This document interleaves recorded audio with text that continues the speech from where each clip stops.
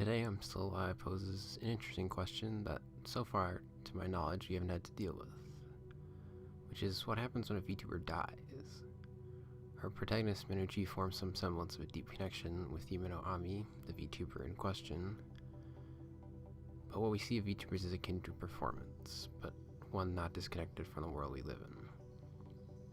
We know that somewhere in the world there are real people behind these avatars, and I think some of the appeal of becoming a VTuber is that duality.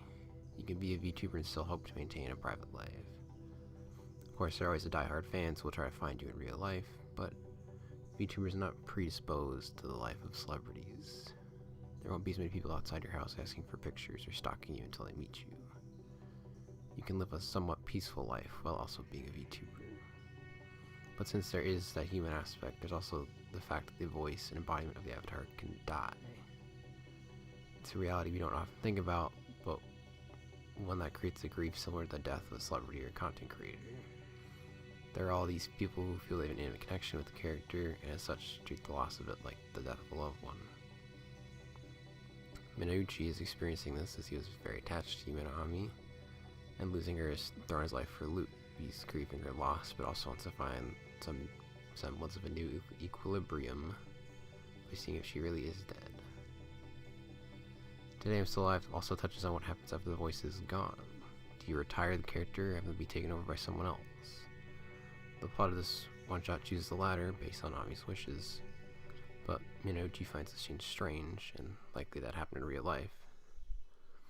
Personally, I think it'd be better to just retire the character because of distortion, but if it's the creator's wishes, I would respect that. I've only really discovered VTubers recently with HoloLiveEN, but I've kind of fallen down the hole since, and it really made me want to become a VTuber myself because I've tried my hand at making YouTube content a whole lot over the years, but I've never quite had that click. I've always wanted to be someone of a content creator because that's what I grew up with and was influenced by, but I've always been a fairly self-conscious person for various reasons. But with being a VTuber, it feels like there's that chance to ease myself back into being more confident of myself and being able to achieve a dream that I've always wanted to achieve. So if Yahoo or any agency wants to pick me up, go ahead, do so as possible. My DMs are always open.